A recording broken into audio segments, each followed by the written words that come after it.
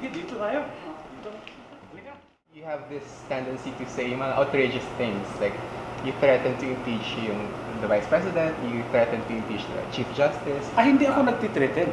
Ang May tawag basihan dito. ako doon. Mhm. Diba?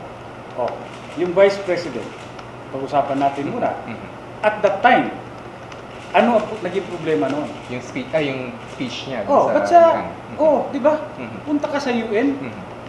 tapos magsasalita ka doon, sisiraan mo yung bayan mo. Mhm. Oh, di ba ano yun? Mhm.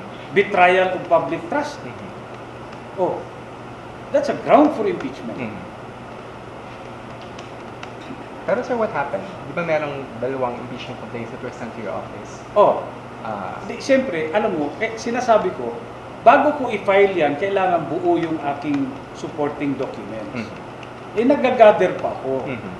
So this is still in Parang dito sa Chief Justice. Di ba? Sinabi ko yun. Ngayon, pag kumpleto na yung dokumento ko, I will not hesitate to file it. Kaya, baka maging mas colorful itong darating na I said that Second Congress. I asked that sir kasi parang sometimes we know the president, you know the president, he also tends to say outrageous things. But the president does not say anything like that about the vice president. He doesn't say anything about the chief justice. Parang sometimes you tend to be more frank or more candid than the president. Hindi. Hindi naman. Intindihin natin yung presidente. Hindi naman pwedeng mag-impeach ang presidente.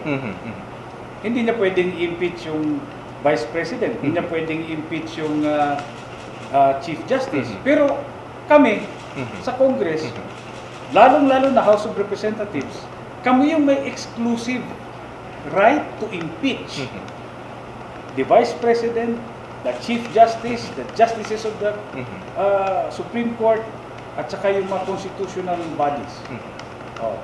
So, kaya ako nagsasalita, di ba? Kasi karapatan namin yun. Oo, doon. Pero pagkatapos noon, puro yan kalokohan. Di ba?